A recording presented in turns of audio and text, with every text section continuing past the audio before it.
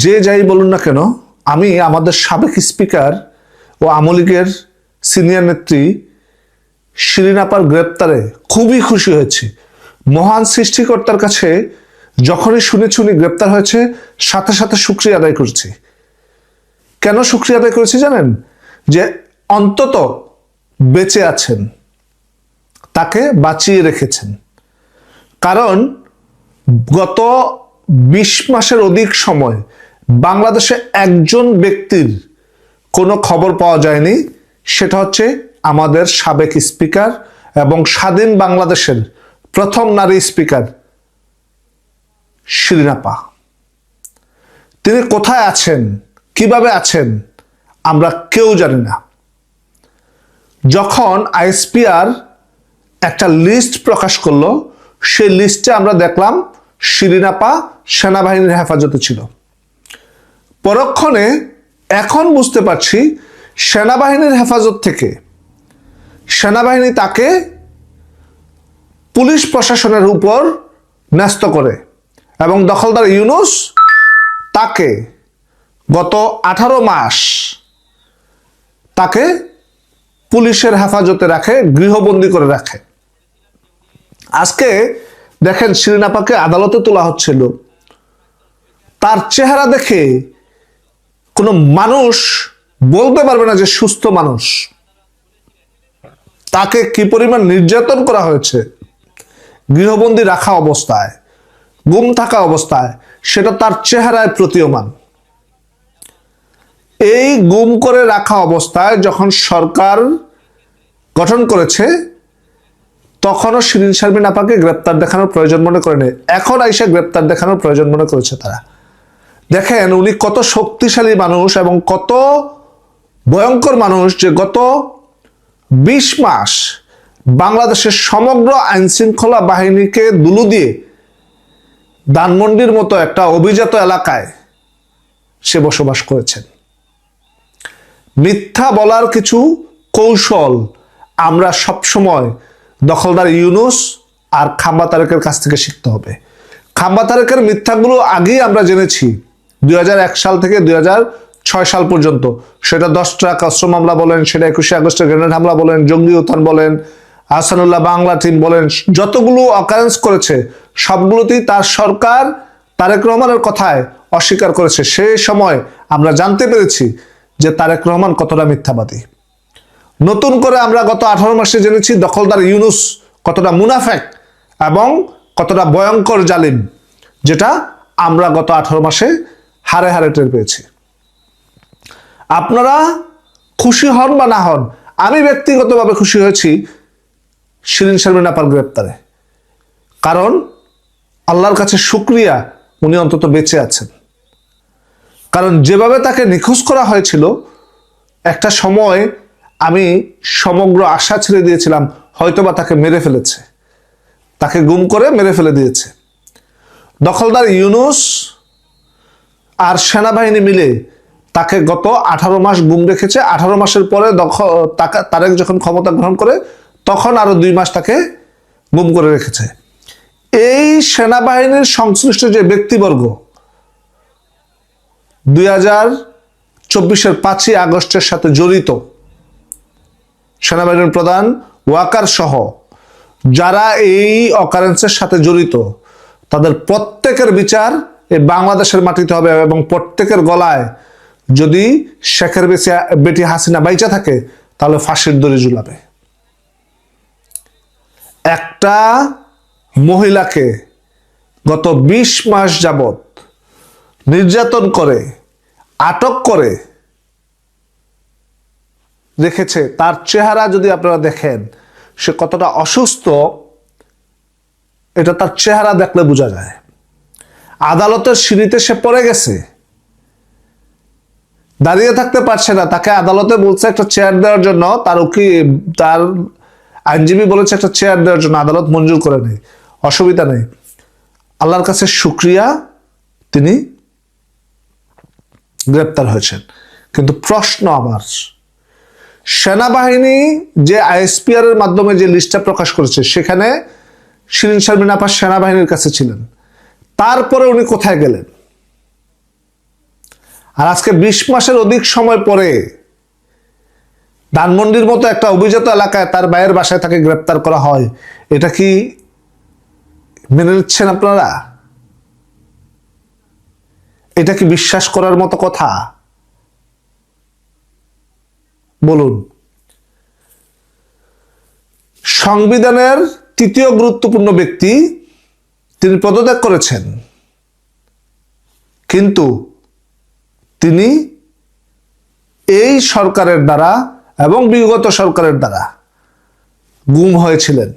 তাহলে গুম বুঝি শুধু শেখ হাসিনা করেছে? তো গুমের শুরুটা সংবিধানের তৃতীয় গুরুত্বপূর্ণ ব্যক্তিকে 2 বছর গুম করে রেখেছিল দখলদার ইউনূস আর হচ্ছে বিএনপি সরকার মিলে। এই জালিম সরকারগুলো আমাদের তৃণমূলের লাখ লাখ নেতাকর্মী বিনা বিচারে আটক করে রেখেছেন। আজকে যখন শিরিন শারমিন আপাকে গ্রেপ্তার করা হয়, তখন 3 ঘন্টার মতো সময় আমরা জানতামই না ওনাকে কোন মামলায় কেন গ্রেপ্তার করা হয়েছে। যখন আমরা জেনেছি যে ওনাকে লালবাগের একটা মামলায়, হত্যা মামলা দেখে ওনাকে গ্রেপ্তার করা হয়েছে, ভাঙচুর, হত্যা চেষ্টা, হত্যা মামলা। ওনার নামে 6টা মামলা ছিল, এই 6টা থেকে 3টার তদন্ত প্রতিবেদন জমা দেওয়া হয়ে গেছে ফাইনাল। সেখানে ওই তদন্ত প্রতিবেদনগুলোতে তার কোনো সংশ্লিষ্টতা পাওয়া যায়নি। আর বাকি 3টা এখন খাম্বা তারেক, কলকাঠি নেড়ে আর শিলং সালাউদ্দিন মিলে কলকাঠি নেড়ে হয়তোবা তাকে একটা লম্বা সময়ের জন্য জেলে রাখবে। হয়তোবা এমনও হইতে পারে আমাদের সাবেক শিল্পমন্ত্রী হুমায়ুন মজিদ ভাই জেলে মারা গিয়েছিলেন না,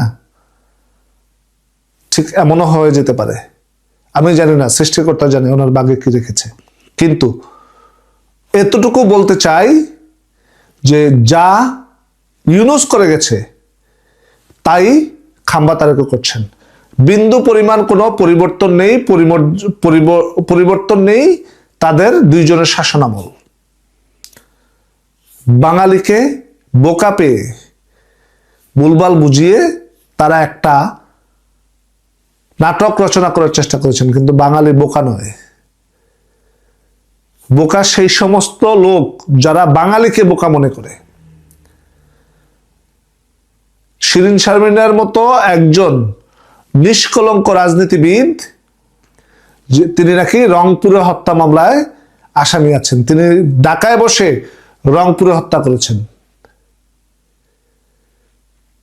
বাংলাদেশ আওয়ামী লীগের যে কয়জন পরিচ্ছন্ন রাজনীতিবিদ আমরা মাথার তাজ হিসাবে দেখি, তার মধ্যে শিরিন শারমিন আপা একজন। বিতর্কিত রাজনীতিবিদ সব দলেই থাকে, কিন্তু আওয়ামী লীগের যে কয়েকজন খুবই পরিচ্ছন্ন তাদের মধ্যে আমাদের শিরিন শারমিন আপা একজন, নারায়ণগঞ্জের আইবি আপা একজন। অসংখ্য রাজনীতিবিদ আছে আমাদের যারা হচ্ছে ক্লিন এবং সজ্জন মানুষ। এই ভদ্রমহিলার নামে দখলদার তারেকের এখন কি মনে উঠেছে, কি ক্ষোভ জন্মিয়েছে, সেটা প্রকাশ করার জন্য তাকে গ্রেপ্তার করা হয়েছে। দেখুন, গ্রেপ্তার করেছে, কিন্তু আমরা জানিই না আসলে গ্রেপ্তারটা কেন করেছে। 3 ঘন্টার উপরে সময় লেগেছে তারেকের কাছ থেকে মেসেজ আসতে যে আসলে তাকে গ্রেপ্তারটা কেন করা হয়েছে। তৈরি থাকুন বাংলাদেশ, প্রতিক্রিয়া হবে, তুফান একটা আসবে, মোকাবেলাও করতে হবে এবং সমগ্র অস্থিতিশীল পরিস্থিতিকে হটিয়ে এই বাংলার মাটিতে বাংলাদেশ আওয়ামী লীগ ফিরে আসবে ইনশাআল্লাহ। প্রায় 2 বছর অন্তরালে ছিলেন, পর্দার অন্তরালে। পর্দার অন্তরালে মানে তাকে রাষ্ট্রীয়ভাবেই কোনো একটা জায়গায় গৃহবন্দী করে রাখা হয়েছিল, সেটা মোটামুটি নিশ্চিত। কারণ আমরা সেনাবাহিনীর আইএসপিআরের একটা বিজ্ঞপ্তির মাধ্যমে জেনেছিলাম যে সেনানিবাসে যাদেরকে আশ্রয় দেওয়া হয়েছিল তাদের মধ্যে শিরিন শারমিন চৌধুরী, সাবেক স্পিকার, তিনিও ছিলেন। পরবর্তীতে আমরা জেনেছিলাম যে পর্যায়ক্রমে সেনানিবাস থেকে সবাই নিজ নিজ জায়গায় পছন্দমতো জায়গায় চলে গেছেন, আবার কাউকে গ্রেপ্তার দেখানো হয়েছে, এই ব্যাপারগুলো জেনেছি। কিন্তু শিরিন শারমিন চৌধুরী গত প্রায় 20-21 মাস কোথায় ছিলেন, কোথায় তাকে রাখা হয়েছিল? নিশ্চিত করেই রাষ্ট্রীয় নজরদারিতে তাকে রাখা হয়েছিল এবং প্রফেসর ইউনূসের মেটিকুলাস ডিজাইনে কোথাও না কোথাও তাকে বন্দি করে রাখা হয়েছিল। যদিও প্রফেসর ইউনূসের আমলে আমরা শেখ হাসিনা আমলের আয়নাঘরের গল্প শুনেছি, যে আয়নাঘর তৈরি করা হয়েছিল, সেখানে গুম করে রাখা হয়েছিল, সেখানে বন্দি করে রাখা হয়েছিল। কিন্তু শিরিন শারমিন চৌধুরীকে প্রফেসর ইউনূস কোনো একটা নতুন মেটিকুলাস আয়নাঘরে বন্দি করে রেখেছিলেন কিনা সেই প্রশ্নটা এসেছে। আপনারা সবাই জানেন যে শিরিন শারমিন চৌধুরী গত ভোরে গ্রেপ্তার হয়েছেন এবং তারপরে তাকে কারাগারে পাঠানো হয়েছে। গ্রেপ্তার কোথায় থেকে হলেন, কোথায় ছিলেন তিনি, তাকে নিয়ে কি তথ্য বেরিয়ে আসছে, সাংবাদিক বুদ্ধিজীবীরা শিরিন শারমিন চৌধুরীর এই গ্রেপ্তার নিয়ে কি বলছেন, শিরিন শারমিন চৌধুরীর একাডেমিক ক্যারিয়ার কেমন, শিক্ষাগত যোগ্যতা কিংবা শিক্ষাক্ষেত্রে তার অবদান কেমন, তার যে পারিবারিক ঐতিহ্য সেখানে বেড়ে ওঠাটা কেমন ছিল, শিরিন শারমিন চৌধুরী কি স্পিকারের আসনটা পরপর 3 বার তিনি বাগিয়ে নিয়েছিলেন কিনা, দখল করে নিয়েছিলেন কিনা, শেখ হাসিনা তাকে এই দখলদারিত্ব বুঝিয়ে দিয়েছিলেন কিনা, নানা ধরনের বৈপরীত্য রয়েছে তাকে নিয়ে আলোচনায়। শিরিন শারমিন চৌধুরী মূলত কোথায় ছিলেন, তাকে নিয়ে কি কথা হচ্ছে, আদালতে কি হলো? প্রথমেই যে ভিডিওটা দেখলেন যে আদালত চত্বরে তাকে নিয়ে হুড়োহুড়ি হলো এবং তিনি এক পর্যায়ে পড়ে গেলেন, পড়ে গিয়ে আবার টেনে তোলা হলো। আদালতে একজন নারীকে নিয়ে, তাও আবার সাবেক স্পিকার, তাকে নিয়ে কেন হুড়োহুড়ি হলো? তাকে আদালত রিমান্ড দেননি, জামিন দেননি, কারাগারে পাঠিয়েছেন। রিমান্ড না দেওয়ার এই ব্যাপারটাকে অনেকে প্রশংসা করছেন। সব মিলিয়ে শিরিন শারমিন চৌধুরীর অজানা, শিরিন শারমিন চৌধুরী সম্পর্কে গত 2 বছরের অজানা কিছু তথ্য নিয়ে আলোচনা করে এবং আজকে কি কি হলো সেগুলো আলোচনা করে বোঝার চেষ্টা করব। প্রকৃত ঘটনাটা কি, তাকে কোন মামলায় গ্রেপ্তার করা হয়েছে, কি কি মামলা তার বিরুদ্ধে রয়েছে, এর পরবর্তীতে কি হবে, তিনি কি জামিন পাবেন, সেই আলোচনাই করবে এই ভিডিওতে। থাকবেন। চলে যাচ্ছি মূল আলোচনায়। বলছিলাম সাবেক স্পিকার শিরিন শারমিন চৌধুরীর কথা। তাকে আজকে ভোরবেলা, গত ভোরবেলা ভোর 4টার পরে, 4টা থেকে 6টা এই সময়ের মধ্যে ধানমন্ডির নিজের বাসা থেকে গ্রেপ্তার করা হয়েছে। কিন্তু প্রশ্ন উঠেছে, ধানমন্ডির নিজের বাসায় তিনি কি থাকতেন, তিনি কি ছিলেন? তাহলে তিনি অজ্ঞাত স্থানে আছেন, তাকে ট্রেস করা যাচ্ছে না, এই বক্তব্যগুলো কেন আসলো? কবে ধানমন্ডির নিজের বাসায় তাকে আনা হয়েছিল? তাকে কি গ্রেপ্তারের জন্য গত রাতেই ধানমন্ডির নিজের বাসায় আনা হয়েছে, তারপরে ধানমন্ডির বাসা থেকে তাকে গ্রেপ্তার করা হয়েছে? প্রফেসর ইউনূস সরকারের আমলে যে মেটিকুলাস ডিজাইন দেখেছিলাম সালমান এফ রহমান এবং সাবেক আইনমন্ত্রী আনিসুল হককে ওই সদরঘাটে গ্রেপ্তার করার যে ঘটনা, এবং আনিসুল হকের সাথে Salman F Rahman, clean shape Salman F Rahman, তাকে চেনাই যাচ্ছিল না, এরকম একটা ডিজাইন করে গ্রেপ্তারের নাটক আমরা দেখেছিলাম। সেরকম নাটক যে বিএনপি সরকার মঞ্চায়ন করেনি, এর জন্য অনেকে ধন্যবাদ জানাচ্ছেন। কিন্তু প্রশ্ন উঠেছে যে তিনি তো প্রথমে সেনানিবাসে ছিলেন, তারপরে এই দীর্ঘ সময় 20-21 মাস তিনি কোথায় ছিলেন? গ্রেপ্তারের সময়কার যে ছবিগুলো সামনে এসেছে, সেই দুটো ছবি প্রথমে আপনাদেরকে দেখাতে চাই। একটা 3 জন পুলিশ দাঁড়িয়ে আছেন, তিনি চেয়ারে বসে আছেন। এটা সম্ভবত গ্রেপ্তারের পর তার বাসার ছবি। আরেকটা ছবি দেখাতে চাই, সেটা হচ্ছে যে এটা রাতের, বোঝা যাচ্ছে গ্রেপ্তারের পর তাকে নিয়ে আসা হচ্ছে। এটা রাতের অন্ধকারে খুবই বিধ্বস্ত অবস্থায় তাকে দেখা যাচ্ছে। একটি ছবি সামাজিক যোগাযোগ মাধ্যমে ছড়িয়ে পড়েছে, যেখানে স্পিকারের আসনে বসে শিরিন শারমিন, গ্রেপ্তার হওয়ার পরে চেয়ারে বসে শিরিন শারমিন চৌধুরী, এবং চেয়ারে বসা অবস্থায় 2 হাত এভাবে করে যেটা রেখেছিলেন সেই হাতের ক্লোজ শট দেখা যাচ্ছে। এবং সেই হাতের দিকটা আপনারা খুব ভালো করে দেখুন, সেই হাত দেখলে বোঝা যায় যে কতটা শীর্ণকায় জীর্ণকায় হয়ে গেছেন তিনি। তার মানে বিগত 20-21 মাসে তিনি স্বাধীন ছিলেন না, কিংবা ভালো ছিলেন না, তাকে কোনো না কোনোভাবে প্রফেসর ইউনূস কোনো একটা আয়না ঘরে বন্দি করে রেখেছিলেন। এটা তার শারীরিক অবস্থা দেখেই বোঝা যাচ্ছে।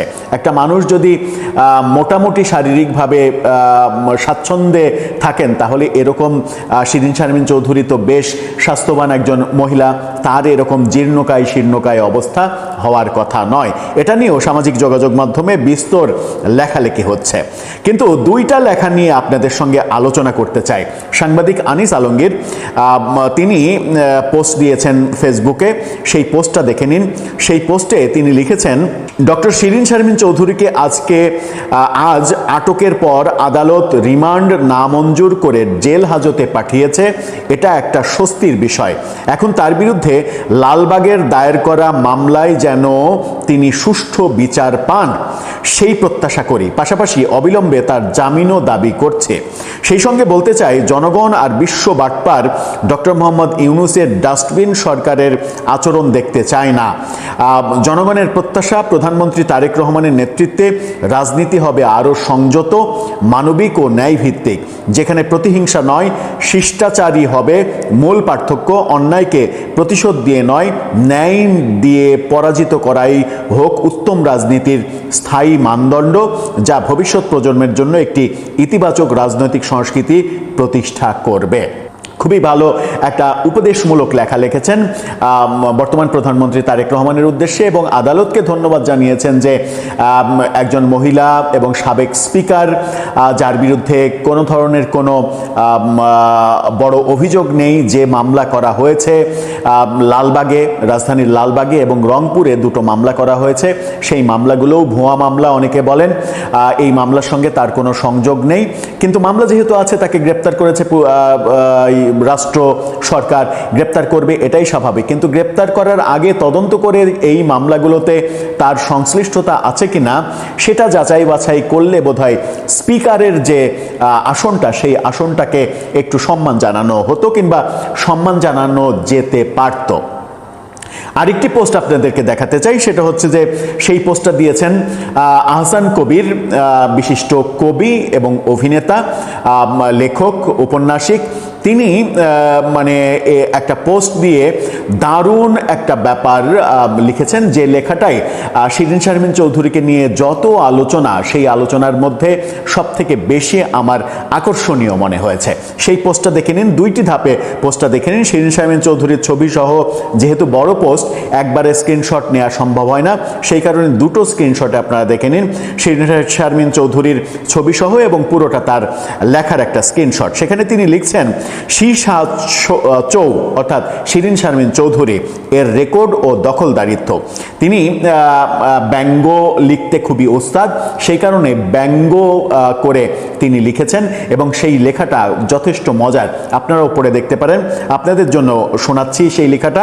শিরিন শারমিন চৌধুরী একজন রেকর্ডধারী ও দখলদার মানুষ। 1983-তে এই এসএসসি, 85-তে এইচএসসি পরীক্ষায় মেধা তালিকায় শীর্ষ পদের একটা দখল করেছিলেন। তিনি বাংলাদেশের প্রথম নারী স্পিকার, পরপর 3 বার স্পিকারের দায়িত্ব পালন করেছেন। কেউ কেউ এটাকেও নির্দ্বিধায় দখল বলতে পারবেন শেখ হাসিনার কল্যাণে তিনি এই পদটি দখল করতে পেরেছিলেন। তিনি এমপির পদও দখল করতে পেরেছিলেন। গ্রেপ্তার হবার পরেও উনি রেকর্ড গড়েছেন। বাংলাদেশের ইতিহাসে এই প্রথম কোনো স্পিকার ফৌজদারি অপরাধে গ্রেপ্তার হলেন। এর আগেও শেখ রাজ্জাক আলী স্যার ও শ্রদ্ধেয় মির্জা গোলাম হাফিজ গ্রেপ্তার হয়েছিলেন, তবে ভিন্ন কারণে ছিল সেটা।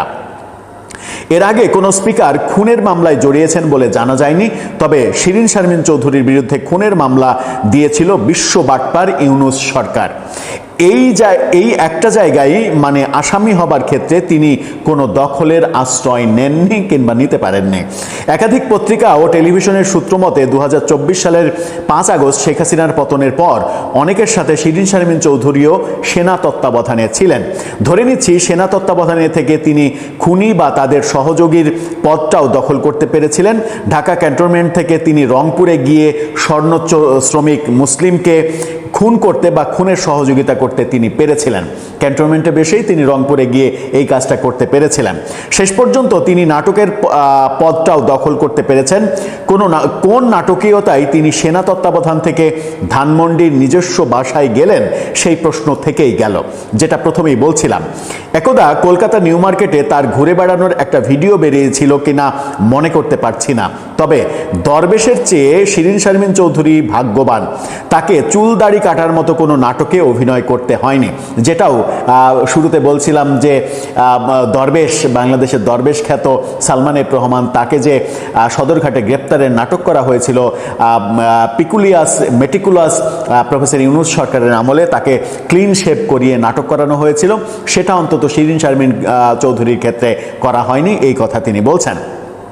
তিনি বলছেন, তেলের সংকট হোক, গণভোট কিংবা সংসদে কোনো কিছু পাশ করা থেকে নজর ফেরাতে যদি কোনো নাটক সাজানো হয়, তাহলে বলতে হবে এই সরকার এখনো নাটক করাটা শিখে উঠতে পারেনি। অর্থাৎ নাটক করতে হলে প্রফেসর ইউনূসের কাছ থেকে নাটক শিখতে হবে, সেটা তিনি বলছেন। প্রিয় শিরিন শারমিন চৌধুরী, আপনার জেল জীবনের স্মৃতিটাও রেকর্ড করে রাখবেন। জীবনের ধন কোনো কিছুই যায় না ফেলা, লিখবেন। আর যদি এই জীবনে গায়িকা মমতাজের সঙ্গে দেখা হয়, তাহলে তাকে জিজ্ঞেস করবেন, না জানি কোন অপরাধে দিলা এমন জীবন। দারুণ একটা লেখা লিখেছেন এবং ব্যঙ্গ লেখাতে তিনি ওস্তাদ। এই ব্যঙ্গ লেখার মাধ্যমেই তিনি প্রকৃত চিত্রটা তুলে এনেছেন শিরিন শারমিন চৌধুরীকে নিয়ে কি হয়েছিল। এবার আমরা একটু যাব শিরিন শারমিন চৌধুরীর একাডেমিক ব্যাকগ্রাউন্ডে। আপনাদেরকে দুটো স্ক্রিনশট দেখাবো। তৎকালীন পত্রিকার খবর, যে খবর বাবা মায়ের পাশে বসা ছবি সহ খবর হয়েছিল, সেই খবরে বলা হচ্ছে 1983 ঢাকা বোর্ডের এসএসসি পরীক্ষায় সম্মিলিত মেধা তালিকায় প্রথম শিরিন শারমিন চৌধুরী। এরপরের ফটোকার্ডটা দেখে নিন, সেখানে বলা হচ্ছে ডক্টর শিরিন শারমিন চৌধুরী অত্যন্ত মেধাবী ছাত্রী ছিলেন। তিনি 1983 সালে এসএসসি পরীক্ষায় ঢাকা বোর্ডে মানবিক বিভাগে এবং 1985 সালে এইচএসসি পরীক্ষায় সম্মিলিত মেধা তালিকায়, অর্থাৎ সারা দেশের মেধা তালিকায় দ্বিতীয় স্থান অর্জন করেছিলেন। তিনি হলিক্রস গার্লস স্কুল ও কলেজ থেকে এই কৃতিত্ব অর্জন করেছিলেন। ছাত্রী জীবনের বিস্তারিত যেটা, সেখানে দেখা যায় যে তিনি ঢাকা বিশ্ববিদ্যালয় থেকে আইন বিভাগে এলএলবি ও এলএলএম অনার্সে প্রথম শ্রেণীতে প্রথম স্থান অর্জন করেছিলেন। তিনি উচ্চতর শিক্ষায় কমনওয়েলথ স্কলারশিপ নিয়ে তিনি যুক্তরাজ্যের ইউনিভার্সিটি অফ এসেক্স থেকে সংবিধিবদ্ধ আইন ও মানবাধিকারের উপরে পিএইচডি ডিগ্রি লাভ করেন। অর্থাৎ ব্যক্তিগত জীবনে খুবই কৃতিত্বের সঙ্গে তিনি তার একাডেমিক ক্যারিয়ার শেষ করেছেন এবং সেখানে তার গৌরবজনক ইতিহাস রয়েছে। শিরিন শারমিন চৌধুরীকে লালবাগের থানায় গ্রেপ্তার করা হয়েছে আজকে। এখন দেখার বিষয় যে লালবাগের যে থানা, সেই যে মামলা, সেই মামলা এবং রংপুরে তার বিরুদ্ধে আরেকটা মামলা রয়েছে, যেটা আহসান কবির তার লিখায় বললেন যে ক্যান্টনমেন্টে বসে থেকে রংপুরে গিয়ে একটা হত্যা মামলার কাজটা তিনি সারতে পেরেছেন এবং প্রফেসর ইউনূসের মেটিকুলাস ডিজাইনে এই কাজটা করা হয়েছে। এখন দেখার বিষয় বিএনপি সরকার এই ব্যাপারগুলো তদন্ত করে প্রকৃত তদন্তে কি উঠে আসে, কি তুলে আনে তারা, এবং শিরিন শারমিন চৌধুরী পরবর্তীতে জামিন পান কিনা, জামিন দিয়ে তাকে আইনের মোকাবেলা করার অধিকার দেয়া হয় কিনা। তিনি একজন সাবেক স্পিকার, তার বিরুদ্ধে কোনো দুর্নীতির অভিযোগ এখন পর্যন্ত বিএনপি সহ কোনো বিরোধী দলের কারো মুখে আমরা এখন পর্যন্ত শুনিনি। স্পিকারের জায়গাটা নারী, তিনি একজন আইনজীবী, তিনি সব মিলিয়ে এই ব্যাপারগুলো সরকারের দৃষ্টিকোণ থেকে ভাবনার মধ্যে পড়বে কিনা সেটাই এখন দেখার বিষয়। দর্শক, আপনার কাছে কি মনে হয়? এই বর্ণাঢ্য ক্যারিয়ারের একজন নারী এবং বাংলাদেশে যখন নারী অধিকার এবং নারীর ক্ষমতায়ন নিয়ে এত কথা হয় এবং নারীর ক্ষমতায়নকে তুচ্ছ তাচ্ছিল্য করে বিভিন্ন সাম্প্রদায়িক গোষ্ঠী এখন সমাজে যে কাজকারবারগুলো করছে, সেই অবস্থার মধ্যে বিএনপি সরকারের কি এটা দায়িত্বের মধ্যে পড়ে যে একজন নারীকে যেন কোনোভাবেই অহেতুক ঝামেলা কিংবা অহেতুক কোনো নির্যাতনের শিকার হতে না হয়, সেই ব্যাপারে তারা খেয়াল রাখবে? আপনার মতামত জানিয়ে লিখতে পারেন আমাদের কমেন্ট বক্সে। আসসালামু আলাইকুম। সাবেক স্পিকার শিরিন শারমিন চৌধুরী আটকের পর সারা দিন মানুষের মুখে মুখে নানান ধরনের প্রশ্ন, কৌতূহল, বিস্ময়। এই 19 মাস তিনি কোথায় ছিলেন? ক্যান্টনমেন্টে আশ্রয় নেওয়ার পর তিনি কবে কিভাবে বের হলেন? তারপরে তিনি কোথায় লুকিয়েছিলেন? ইউনূস সরকার কেন তাকে আটক করেনি? তিনি কি ইউনূস সরকারের নজরদারিতে ছিলেন, নাকি ইউনূস সরকারের জঙ্গি শাসনের চোখ এড়িয়ে তিনি আত্মগোপনেই ছিলেন? এরকম অনেক প্রশ্ন দিনভর মানুষের মুখে মুখে। তবে একটি বিষয় অনেকের কাছেই স্পষ্ট হয়ে উঠেছে যে তিনি আগে থেকেই আটক ছিলেন, তাকে নির্যাতন করা হয়েছে। আদালতে তোলার পর বা তোলার সময় তার শারীরিক দুরবস্থা মানুষের চোখের সামনে উপস্থিত হওয়ার পর থেকে অনেকেই প্রশ্ন তুলতে শুরু করেছেন কতটা নির্যাতন তাকে করা হয়েছে। পুলিশের যে দুর্বল স্ক্রিপ্ট আমরা দেখলাম, অথবা রিমান্ড আবেদনের সময় যা বলা হলো, তা আসলে কজন মানুষের কাছে বিশ্বাসযোগ্য হতে পারে? এবং এই যে স্ক্রিপ্ট, এই যে পুলিশের বক্তব্য, তাকে শুধু পুলিশেরই বক্তব্য, নাকি উপরতলার থেকে আদিষ্ট হয়ে পুলিশ এ ধরনের বক্তব্য দিচ্ছে? সাবেক আইন উপদেষ্টা ডক্টর আসিফ নজরুল দুদিন আগে বিবিসিতে একটি ইন্টারভিউতে বললেন যে আওয়ামী লীগ সরকারের সময় যে পরিমাণ গায়েবী মামলা হয়েছে, অন্তর্বর্তী সরকারের সময় সেই ধরনের কোনো গায়েবী মামলা হয়নি, তবে গায়েবী আসামি করা হয়েছে। আসিফ নজরুল যা বলেছেন তার পরতে তো অবশ্যই মিথ্যা জড়িয়ে রয়েছে। তবে তার এই কথাটিকেও যদি আমরা ধরে নিই যে গায়েবী আসামি করা হয়েছে অন্তর্বর্তী সরকারের সময় করা অসংখ্য মামলায়, সেই জায়গা থেকেও তো স্পষ্ট যে শিরীন শারমিন চৌধুরী গায়েবী আসামি হিসেবে উপস্থিত হয়েছেন, মানে উপস্থিত করা হয়েছে। পুলিশ কি বলছে দেখুন, মানে কতটা হাস্যকর, কতটা নির্দয় একই সঙ্গে। পুলিশ বলছে যে গ্রেপ্তারের পর শিরীন শারমিন চৌধুরীকে প্রাথমিক জিজ্ঞাসাবাদের মুখোমুখি করা হলে তিনি স্বীকার করেছেন যে তিনি হত্যার নির্দেশ দিয়েছিলেন। এটি কারো বিশ্বাস হওয়ার মতন? রিমান্ড আবেদনে বলা হয়, জিজ্ঞাসাবাদে আসামি তার নাম ঠিকানা প্রকাশ করে এই মামলার ঘটনায় তার সম্পৃক্ততার কথা স্বীকার করেন। তবে পলাতক আসামি সহ মামলার ঘটনা নিয়ে প্রশ্ন উত্তর কৌশলে এড়িয়ে যান তিনি। কি অদ্ভুত! তাকে আটক করা হলো আর প্রাথমিক জিজ্ঞাসাবাদের সঙ্গে সঙ্গেই তিনি স্বীকার করে ফেললেন। আমাদেরকে যখন 2025-এর 28শে আগস্ট আটক করা হয়েছিল, আপনাদের নিশ্চয় মনে আছে কিভাবে আটক করা হয়েছিল। মঞ্চ 71-এর প্ল্যাটফর্ম থেকে মুক্তিযুদ্ধ এবং সংবিধান নিয়ে আলোচনার একটি স্থান থেকে আমাদেরও বসিয়ে রাখা হলো, মামলা সাজানো হলো, 10 ঘন্টা 12 ঘন্টা পরে মামলা রুজু করা হলো। এই যে হারে কি বলা হয়েছিল যে আমরা নাকি সরকার উৎখাতে ষড়যন্ত্রে, ডক্টর ইউনূস সরকার উৎখাতে ষড়যন্ত্রে সন্ত্রাসী কর্মকাণ্ড করছিলাম। সন্ত্রাসী কর্মকাণ্ড কারা করেছিল সেদিন সারা বিশ্ব দেখেছে। মব ক্রিয়েট করে কত মুক্তিযোদ্ধাদেরকে রক্তাক্ত করা হলো, তা তো সবার চোখের সামনেই প্রমাণ হিসেবে রয়েছে। অথচ সেই মামলায় মাসের পর মাস মুক্তিযোদ্ধা সহ আমাদের অনেককেই থাকতে হলো কারাগারের ভিতরে। এখনো কারাগারের মধ্যে অসংখ্য মানুষ রয়েছেন যারা মাসের পর মাস, 12 মাস, 14 মাস, 15 মাস হয়ে গেছে কারাগারে রয়েছেন। তাদের কোনো কোনো মামলায় জামিন হচ্ছে, জামিন হওয়ার সঙ্গে সঙ্গে আবার নতুন মামলা দেয়া হচ্ছে তাদের বিরুদ্ধে, শোন অ্যারেস্ট দেখানো হচ্ছে। সাবেক স্পিকার শিরীন শারমিন চৌধুরীর বিরুদ্ধে যে মামলা, সেই মামলার এজাহারে কি বলা হয়েছে একটু খেয়াল করুন। 2024 সালের 18 জুলাই কোটা সংস্কারের দাবির আন্দোলনে ঢাকার লালবাগের আজিমপুর সরকারি কলোনি এলাকায় ছাত্র জনতার মিছিলে পুলিশ ও আওয়ামী লীগের অজ্ঞাতনামা সন্ত্রাসীরা গুলি চালায়। তখন আশরাফুল ফাহিমের বাঁ চোখ, মাথা ও শরীরের বিভিন্ন জায়গায় গুলি লাগে। কি সুন্দর বর্ণনা! তারপর কি হলো, এই বর্ণনা থেকে সেই আশরাফুল আলম মামলা করলেন 2025 সালের 17 জুলাই, 1 বছর পর এসে।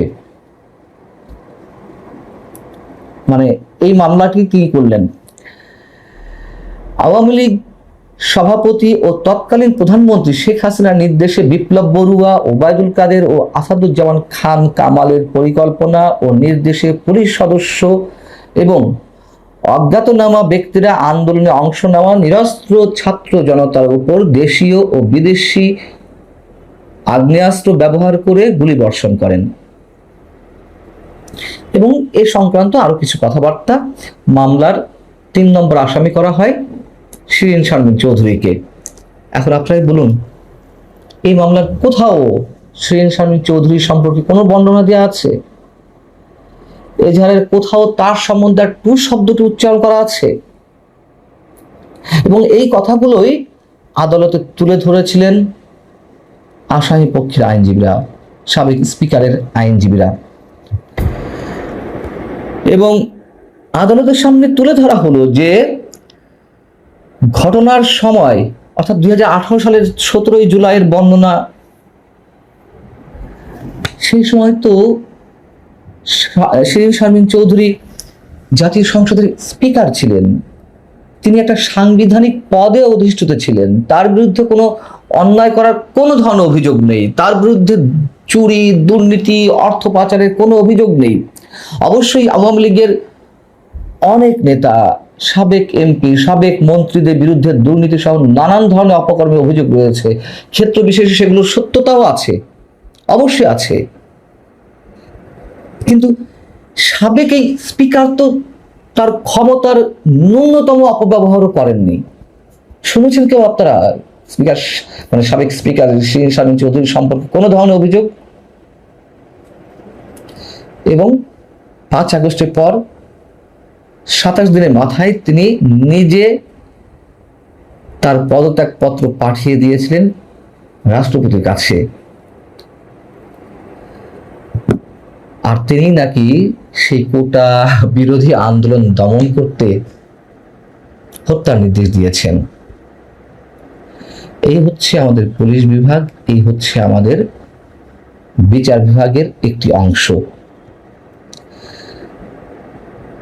বিষয় হচ্ছে যে এখন তো ডক্টর ইউনূসের জঙ্গি শাসন নেই,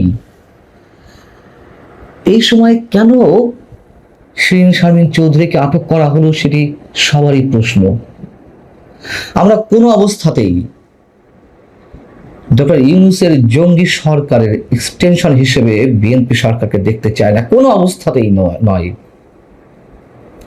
কোনো অবস্থাতেই তারেক রহমানের সরকারের সময়ে গত 18 মাস, অন্তর্বর্তী সরকারের 18 মাস যে শ্বাসরুদ্ধকর অবস্থায় গেছে, সেটির পুনরাবৃত্তি আমরা দেখতে চাই না। অবশ্যই আমরা আওয়ামী লীগের সময় যে অপকর্মগুলো হয়েছে সেগুলোরও পুনরাবৃত্তি দেখতে চাই না, আমরা কোনো প্রতিশোধ দেখতে চাই না। এগুলো শুধুমাত্র কথা বলার জন্যই কথা নয়, এগুলো দেশের 18 কোটি মানুষের মনের কথা।